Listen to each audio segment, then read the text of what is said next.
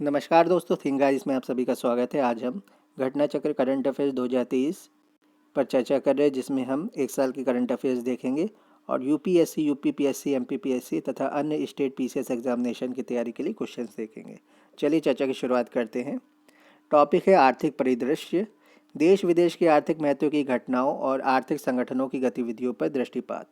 राजकोषीय घटनाक्रम देख लेते हैं। विदेश व्यापार नीति 2023। 31 मार्च 2023 को केंद्रीय वाणिज्य एवं उद्योग मंत्री द्वारा विदेश व्यापार नीति 2023 फॉरेन ट्रेड पॉलिसी 2023 घोषित की गई। इसके तहत 2030 तक भारतीय निर्यात को $2 ट्रिलियन तक ले जाने की संभावना व्यक्त की गई। विदेशी व्यापार नीति 2023 के प्रमुख दृष्टिकोण इन 4 स्तंभों 4 पिलर्स पर आधारित है। छूट हेतु प्रोत्साहन, निर्यातकों, राज्यों, जिले एवं भारतीय मिशन के सहयोग के माध्यम से निर्यात संवर्धन, एक्सपोर्ट प्रमोशन, व्यवसाय करने की सुगमता, कारोबार लागत में कमी, ई पहल, उभरते क्षेत्र, ई कॉमर्स, निर्यात हब के रूप में जिलों का विकास करना तथा स्कोमेट नीति को संगत बनाना। विदेश व्यापार नीति 2023 का लक्ष्य निर्यातकों की सुविधा हेतु व्यवसाय करने की सुगमता को सरल बनाने के लिए री इंजीनियरिंग तथा स्वचालन की प्रक्रिया को अपनाना है। इस नीति का focus SCOMET, special chemicals, organisms, materials, equipment and technologies के तहत दोहरे उपयोग वाली उच्च अंत प्रौद्योगिकी मदों, हाई एंड टेक्नोलॉजी आइटम्स जैसे कि ई कॉमर्स, निर्यात को सुगम बनाना, निर्यात संवर्धन हेतु राज्यों तथा जिलों के साथ सहयोग बढ़ाने पर भी है। नई नीति में towns of exports excellence scheme के माध्यम से नए शहरों तथा स्टेट्स होल्डर्स स्कीम के माध्यम से निर्यातकों को सम्मानित करने का भी प्रावधान है।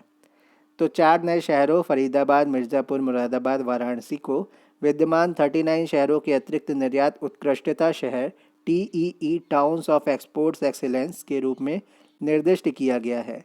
पीएम मित्र पार्क की बात करते हैं। 17 मार्च 2023 को टेक्सटाइल उद्योग हेतु 7 PM Mitra park, PM mega integrated textile regions and apparel, PM Mitra को स्थापित करने हेतु स्थलों की घोषणा की गई। ये पार्क तमिलनाडु, तेलंगाना, कर्नाटक, महाराष्ट्र, गुजरात, मध्य प्रदेश और उत्तर प्रदेश में बनाए जाएंगे। इन पार्कों के माध्यम से लगभग 70,000 करोड़ रुपए के निवेश तथा 20 लाख रोजगार सृजन की परिकल्पना की गई। पीएम मित्र प्रधानमंत्री के 5F विजन से प्रेरित है। 5F से तात्पर्य है farm to fibre to factory to fashion to foreign. इस योजना के तहत विभिन्न इच्छुक राज्यों में स्थित ग्रीनफील्ड, ब्राउनफील्ड स्थलों पर 7 पीएम मित्र पार्कों की स्थापना की जाएगी। योजना हेतु वर्ष 2021-22 से 2027-28 की अवधि के लिए 4,445 करोड़ रुपए का बजटीय परिव्यय निर्धारित है। ग्रीनफील्ड पीएम मित्र पार्क के लिए प्रति पार्क 500 करोड़ रुपए की अधिकतम सहायता के साथ परियोजना लागत का 30% की दर से विकास पूंजी सहायता DCS डेवलपमेंट कैपिटल सपोर्ट का प्रावधान है। ब्राउनफील्ड पीएम मित्र पार्क के लिए प्रति पार्क 200 करोड़ रुपए की अधिकतम सहायता के साथ परियोजना लागत का 30% दर से विकास पूंजी सहायता DCS का प्रावधान किया गया है। पीएम मित्र पार्क में वस्त्र निर्माण इकाइयों की शीघ्र स्थापना के लिए भारत सरकार प्रत्येक पीएम मित्र पार्क के लिए 300 करोड़ रुपए की निधि फंड भी प्रदान करेगी। इसे प्रतिस्पर्धी प्रोत्साहन सहायता CIS कॉम्पिटिटिव इंसेंटिव सपोर्ट के रूप में जाना जाएगा। भारत का विदेशी ऋण दिसंबर अंत 2022 तक। 31 मार्च 2023 को वित्त मंत्रालय, भारत सरकार के आर्थिक विभाग द्वारा भारत के विदेशी ऋण, बाह्य ऋण, एक्सटर्नल डेट के तिमाही आंकड़े दिसंबर अंत 2022 हेतु जारी किए गए। दिसंबर अंत 2022 में भारत का विदेशी ऋण 613.1 बिलियन अमेरिकी डॉलर रहा, जो सितंबर अंत 2022 की तुलना में 7.3 बिलियन डॉलर अधिक था। GDP और बाह्य ऋण का अनुपात 19.1% दर्ज किया गया। सितंबर अंत 2022 में भी यह इसी स्तर पर था। दिसंबर अंत 2022 में दीर्घावधिक ऋण 1 वर्ष से अधिक की मूल परिपक्वता के साथ 483.9 बिलियन डॉलर रहा, जो सितंबर अंत 2022 की तुलना में 5.1 बिलियन डॉलर की अधिकता प्रदर्शित कर रहा है। कुल बाह्य ऋण में अल्पावधिक ऋण 1 वर्ष तक की मूल परिपक्वता के साथ की हिस्सेदारी सितंबर अंत 2022 के 21% की तुलना में बढ़कर दिसंबर अंत 2022 में 21.1% हो गई है। तो 0.1% बढ़ गई है। दिसंबर अंत 2022 में भारत के बाह्य ऋण में सर्वाधिक ऋण अमेरिकी डॉलर 55% में लिए गए थे। तो एक्सटर्नल डेट में क्या लिया गया है, जो यूएस डॉलर है 55% लिया गया था। तत्पश्चात भारतीय रुपया 29.7%, एसडीआर स्पेशल ड्राइंग राइट्स 6.2%, येन जैपनीज येन है 5.5%, यूरोपियन यूनियन का यूरो है 3% में लिए गए ऋणों का स्थान है। राष्ट्रीय आय के द्वितीय अग्रिम अनुमान 2023 बात करते हैं। 28 फरवरी 2023 को सांख्यिकी एवं कार्यक्रम कार्यान्वयन मंत्रालय भारत सरकार के राष्ट्रीय सांख्यिकी कार्यालय एनएसओ नेशनल स्टैटिस्टिकल ऑर्गेनाइजेशन द्वारा वित्त वर्ष 2022-23 के लिए स्थिर 2011-12 एवं चालू कीमतों पर राष्ट्रीय आय के द्वितीय अग्रिम अनुमान second advance estimate of national income जारी किए गए। 2022-23 के लिए जारी द्वितीय अग्रिम अनुमानों के अनुसार स्थिर 2011-12 कीमतों पर वास्तविक सकल घरेलू उत्पाद जीडीपी 159.71 लाख करोड़ रुपए अनुमानित है। 2022-23 का जो सेकंड एस्टिमेट है, एनुअल एस्टिमेट में वास्तविक सकल घरेलू उत्पाद जीडीपी की वृद्धि दर 7% अनुमानित है, जबकि वर्ष 2021-22 के लिए 9.1% अनुमानित है। स्थिर 2011-12 कीमतों पर स्थिर कीमतों पर सकल मूल्यवर्धन जीवीए ग्रॉस वैल्यू एडेड वर्ष 2021-22 के लिए जो इसका री रियल एस्टिमेट फर्स्ट जो है आरई के 137.98 लाख करोड़ रुपए से बढ़कर 2022-23 के लिए सेकंड एनुअल या एडवांस एस्टिमेट की बात कर लेते हैं तो ये 147.13 लाख करोड़ रुपए हो जाने का अनुमान है। तो वित्त वर्ष 2022-23 का सेकंड एई में सकल मूल्यवर्धन जीवीए की वृद्धि दर 6.6% अनुमानित है, जबकि 2021-22 में जो फर्स्ट आरई था इसमें 8.8% अनुमानित है। वर्ष 2022-23 में सेकंड एई के दौरान स्थिर कीमतों पर प्रति व्यक्ति आय 2011-12 के अनुसार per capita NNI national income net national income 98,118 रुपये अनुमानित है, जबकि 2021-22 के फर्स्ट आरई के अनुसार यह 92,583 रुपये अनुमानित थी। फिर चालू कीमतों में करंट प्राइसेस पर सकल घरेलू उत्पाद जीडीपी 2022-23 में सेकंड एई के अनुसार 272.04 लाख करोड़ रुपए अनुमानित है, जो गत वर्ष 2021-22 में फर्स्ट रिवाइज्ड एस्टिमेट आरई के अनुसार 234.71 लाख करोड़ रुपए की तुलना में 15.90% की वृद्धि को प्रदर्शित करता है।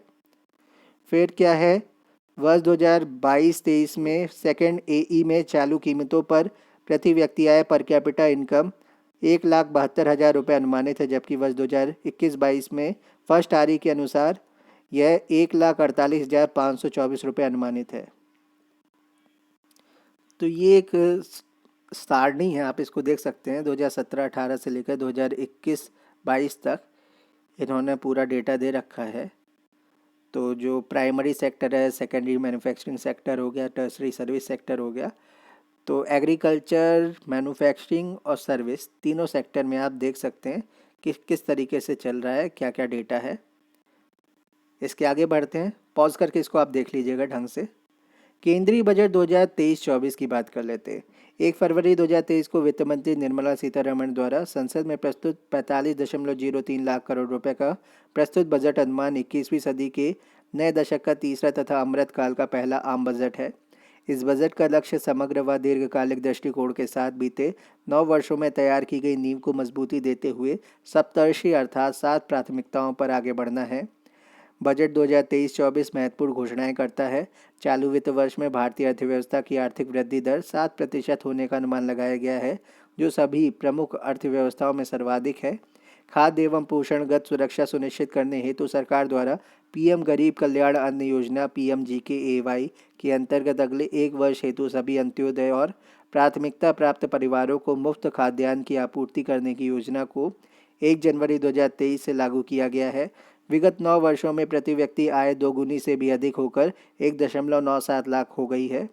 तो 1.97 लाख रुपए हो गई है प्रति व्यक्ति आय, विगत 9 वर्षों में दोगुनी से भी ज़्यादा हो गई है। साथ ही इन 9 वर्षों में भारतीय अर्थव्यवस्था का आकार भी बढ़ा है और यह विश्व की 10वीं सबसे बड़ी अर्थव्यवस्था से विश्व की 5वीं सबसे बड़ी अर्थव्यवस्था बन गई है। भारत @100 तक की यात्रा में अमृतकाल के दौरान निम्नलिखित 4 मौके रूपांतरीकरण हो सकते हैं। पहला, महिलाओं का आर्थिक सशक्तिकरण होना, तो इकोनॉमिक एम्पावरमेंट विमेंस का होना चाहिए। दूसरा है पीएम विश्वकर्मा कौशल सम्मान, पीएम विकास। तीसरा है पर्यटन यानी टूरिज्म। चौथा है हरित विकास, ग्रीन ग्रोथ। तो इसमें बहुत सारे मिशन चल रहे हैं। तो एक आपका पीएलआई स्कीम भी चल रही है, ग्रीन हाइड्रोजन प्रोग्राम भी चल रहा है, सोलर प्लान भी चल रहा है, ये सारी चीज़ें चल रही हैं। बजट की प्राथमिकताएं देख लेते हैं। प्रस्तुत बजट में 7 प्राथमिकताओं को अपनाया गया है जो एक दूसरे का संपूर्ण तथा अमृतकाल के दौरान मार्गदर्शन करते हुए सप्तर्षि की भांति कार्य करेंगी। ये 7 प्राथमिकताएं निम्नलिखित हैं। तो अमृतकाल की 7 प्राथमिकताएं जिसको हमने सप्तर्षि कहा है, तो सप्तर्षि में सबसे पहले है समावेशी विकास, इंक्लूसिव डेवलपमेंट। तो ये इंक्लूसिव डेवलपमेंट कैसे होगा कि हर तबके का इंसान समावेशी तरीके से अर्थव्यवस्था में शामिल हो। फिर है अंतिम छोर तक पहुंचना, रीचिंग द लास्ट माइल। तो रिमोट एरिया तक भी सुविधाओं को पहुंचाया जा सके, उनकी कनेक्टिविटी को बेहतर बनाया जा सके, बॉर्डर एरिया को भी अच्छा बनाया जा सके। तो ये सारी चीज़ें रीचिंग द लास्ट माइल में आ जाएंगी, अंतिम छोर तक पहुंचने में आ जाएंगी। तीसरा है अवसंरचना और निवेश।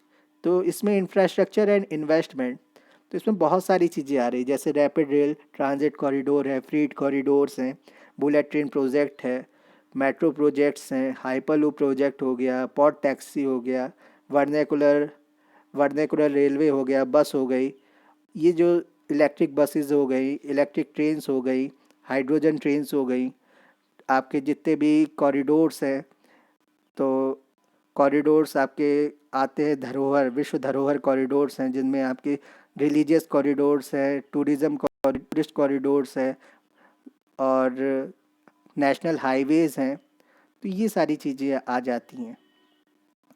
फिर तीसरे में क्या आएगा, सक्षमता को सामने लाना, अनलीजिंग द पोटेंशियल। चौथे में हरित विकास, ग्रीन ग्रोथ। पाँचवें में युवा शक्ति आएगी, यूथ पावर। फिर इसके बाद छठे में आएगी वित्तीय क्षेत्र, फाइनेंशियल सेक्टर।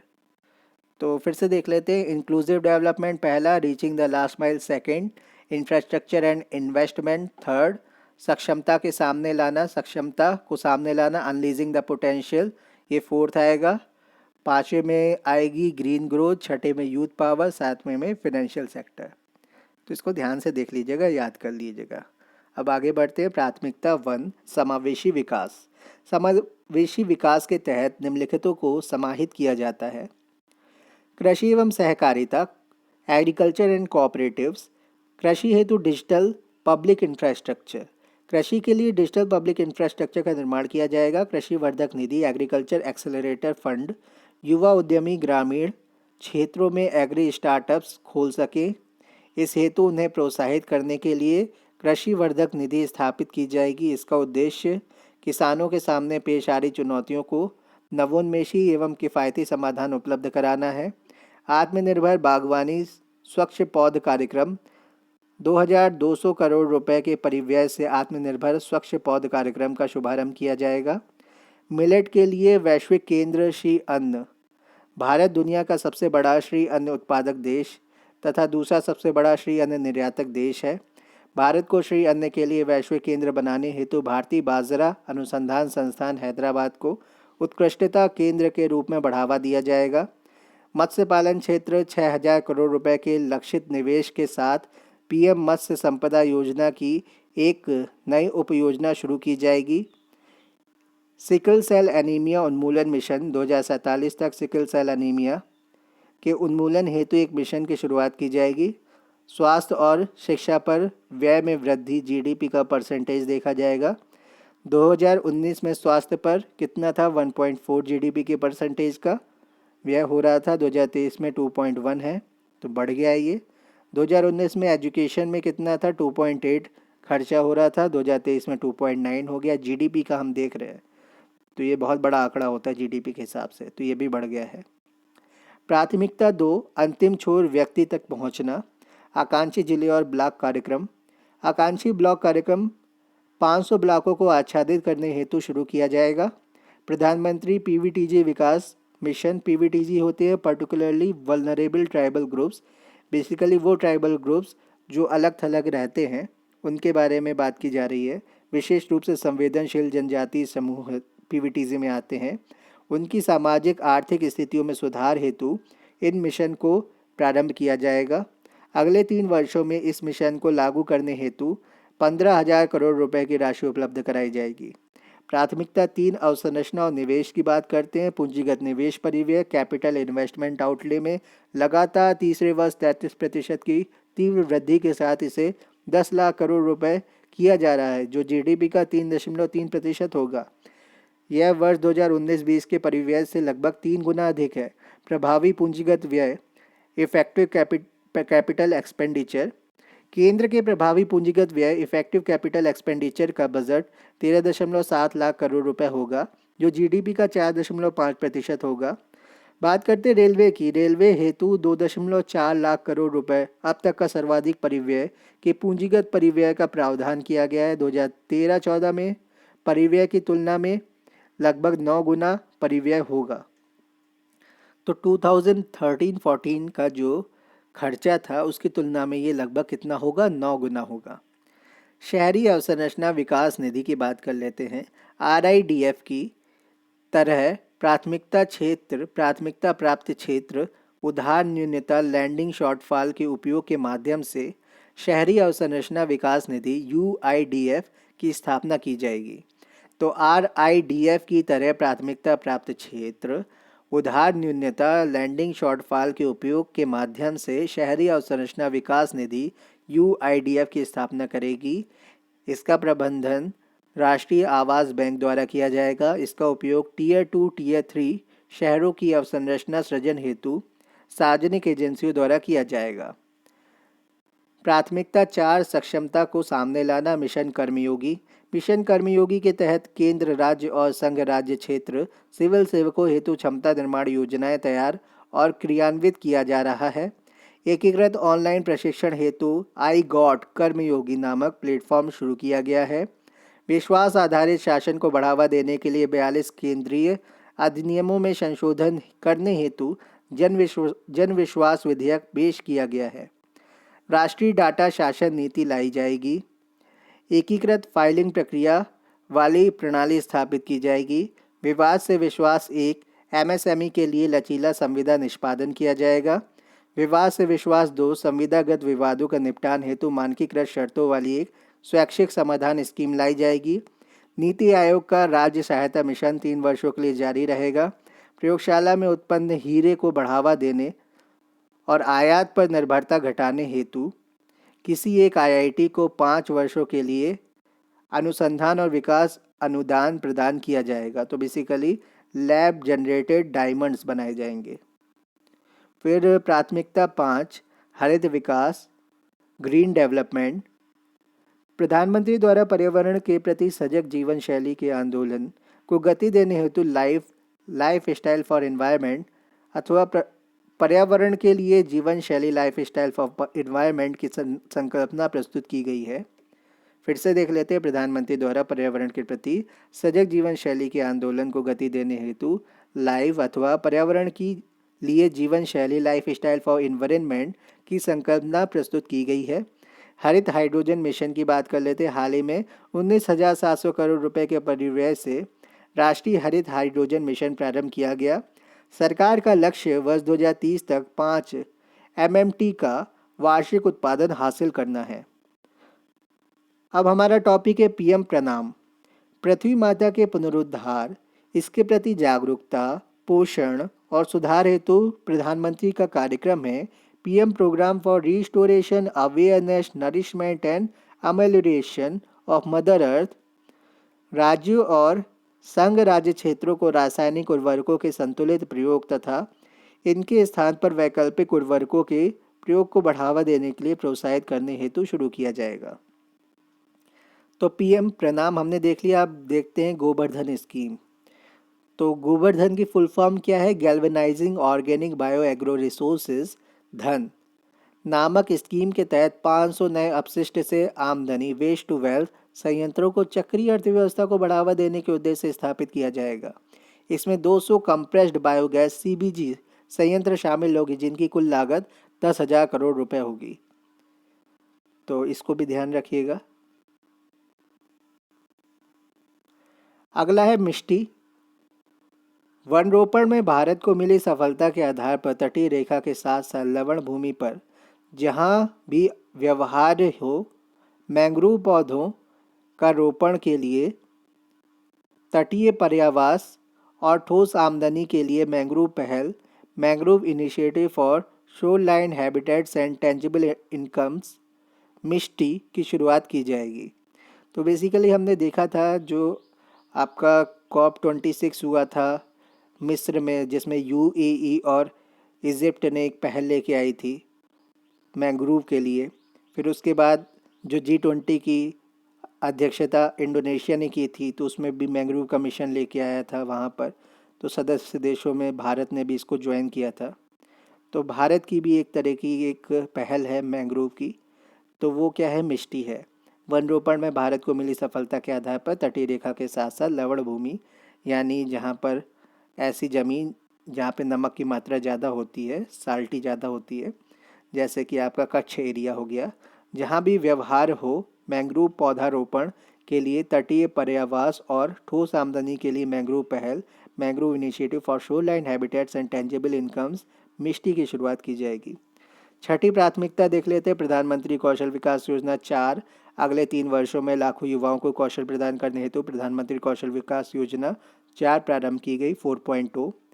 राष्ट्रीय प्रशिक्षुता प्रोत्साहन योजना, अखिल भारतीय राष्ट्रीय प्रशिक्षुता प्रोत्साहन योजना, नेशनल अप्रेंटिसशिप प्रमोशन स्कीम।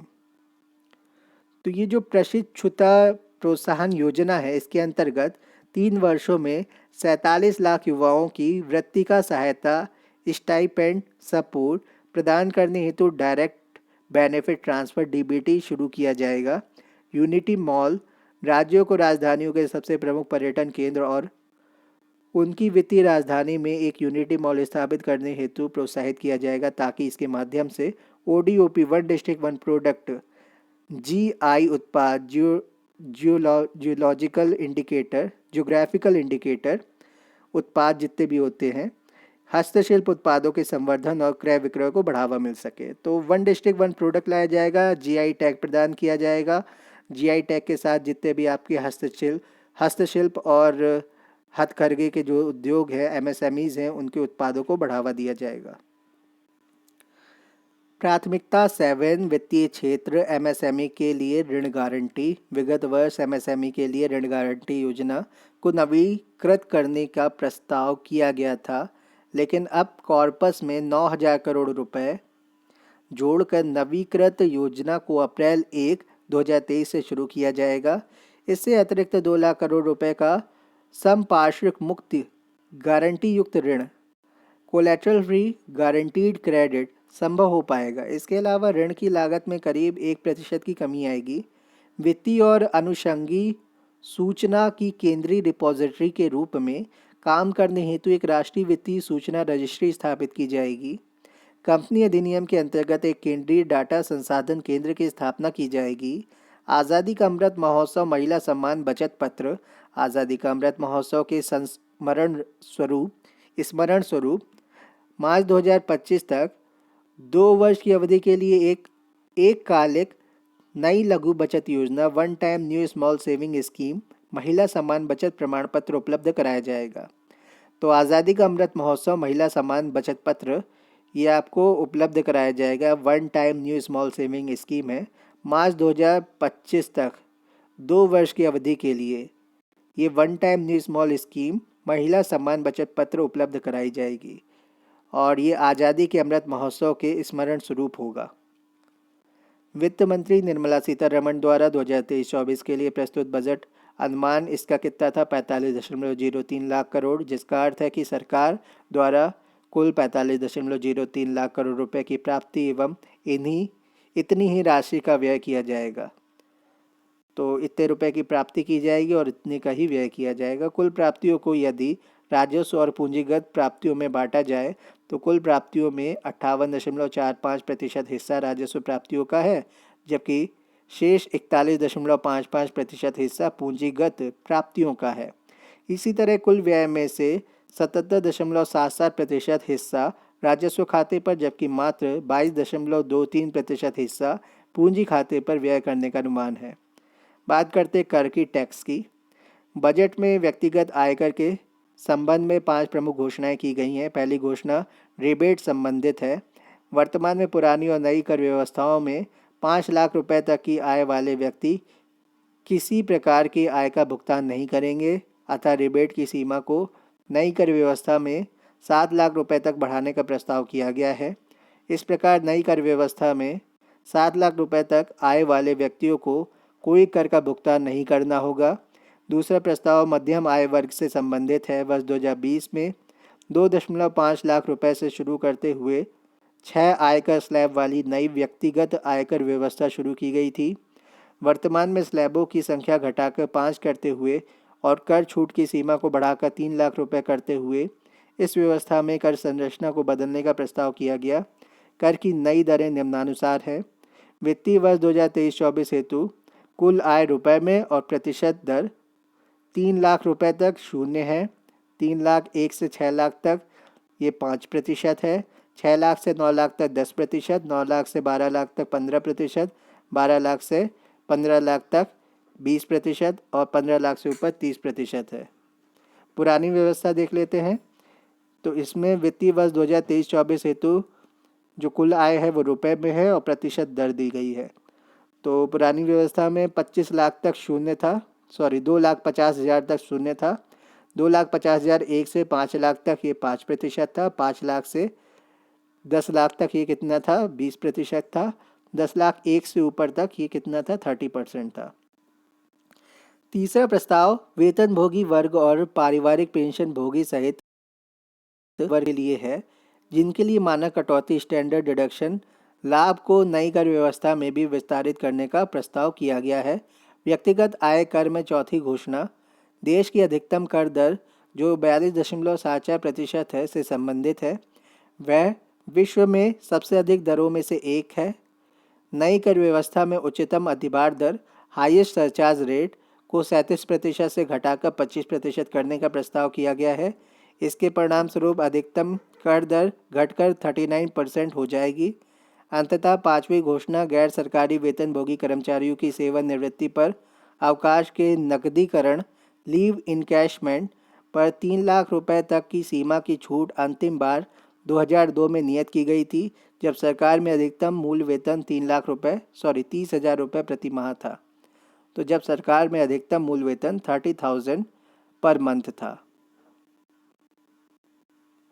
सरकारी वेतन में वृद्धि के अनुरूप इस सीमा को बढ़ाकर 25 लाख रुपए करने का प्रस्ताव किया गया है। नई कर व्यवस्था को डिफ़ॉल्ट कर व्यवस्था बनाई गई है। तो नई व्यवस्था जो है, नई टैक्स पॉलिसी है, उसको डिफ़ॉल्ट टैक्स व्यवस्था बनाया गया है। तथापि नागरिकों को पुरानी कर व्यवस्था का लाभ उठाने का विकल्प भी जारी रहेगा।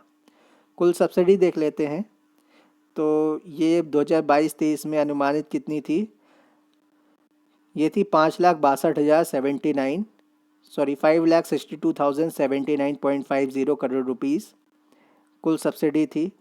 और इसमें जो बजट का अनुमान था उसमें 2023-24 के लिए ये 4,03,083.63 करोड़ रुपए, 63 करोड़ रुपए, 4,03,083.63 करोड़ रुपए। तो 92.40% सब्सिडी केवल खाद्य एवं उर्वरक यानी फर्टिलाइज़र एंड फूड पर थी। और जो 2022-23 से 2023-24 के बीच में 28.29% की कमी हुई है सब्सिडी में। खाद्य सब्सिडी देख लेते हैं 48.96%, फर्टिलाइज़र सब्सिडी 43.44% और इसमें ब्याज सब्सिडी ये कितनी है इंटरेस्ट वाली 6.84% और पेट्रोलियम LPG सब्सिडी है 0.56%। बजट अनुमान 2023-24 सकल कर राजस्व 33.61 लाख करोड़ रुपए। सकल कर राजस्व ग्रॉस टैक्स रिसिप्ट GDP का 11.1%, प्रत्यक्ष कर 6%, अप्रत्यक्ष कर इनडायरेक्ट टैक्स 5.1%, प्रत्यक्ष कर 54.25%, अप्रत्यक्ष कर 45.75%। शीर्ष तीन कर राजस्व। तो टॉप 3 टैक्स रेवेन्यू, तो ये देख लेते हैं। वस्तु एवं सेवा कर जीएसटी 9.57 लाख करोड़ रुपए, निगम कर कॉर्पोरेट टैक्स 9.23 लाख करोड़ रुपए, आयकर इनकम टैक्स 9.01 लाख करोड़ रुपए। बजट अनुमान देख लेते हैं 2023-24 के प्रमुख योजनाओं के लिए आवंटन। योजना का नाम संशोधित अनुमान, ये 2022-23 का है। बजट अनुमान 2023-24 का। तो पहले 2022-23 का देखेंगे, फिर 23-24 का देखेंगे। तो मनरेगा का देख लेते हैं। महात्मा गांधी राष्ट्रीय ग्रामीण रोजगार गारंटी कार्यक्रम 89,400 22-23 में, और ये कितना हो गया 60,000 23-24 में। राष्ट्रीय स्वास्थ्य मिशन 33,708 करोड़ रुपए, ये था 2022-23 में। 33,708 करोड़ 22-23 में था। 36,785 करोड़ कितने में है, 23-24 में है। जल जीवन मिशन की बात करते हैं, 55,000 करोड़ रुपए 22-23 में, 70,000 करोड़ रुपए 23-24 में। राष्ट्रीय शिक्षा मिशन 32,612 करोड़ 22-23 में, 38,953 करोड़ 23-24 में। प्रधानमंत्री ग्राम सड़क योजना 19,000 करोड़ रुपए 22-23 में, और 23-24 में भी 19,000 करोड़। पीएम किसान 60,000 करोड़ 22-23 में, 60,000 करोड़ 23-24 में।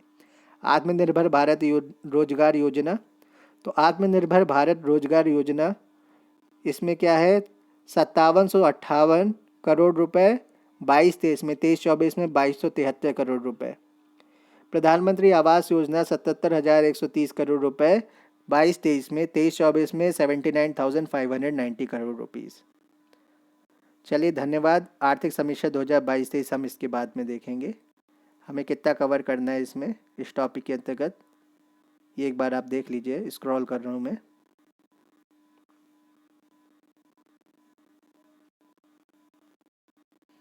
चलिए चर्चा को अब यहीं पे समाप्त करते हैं। धन्यवाद।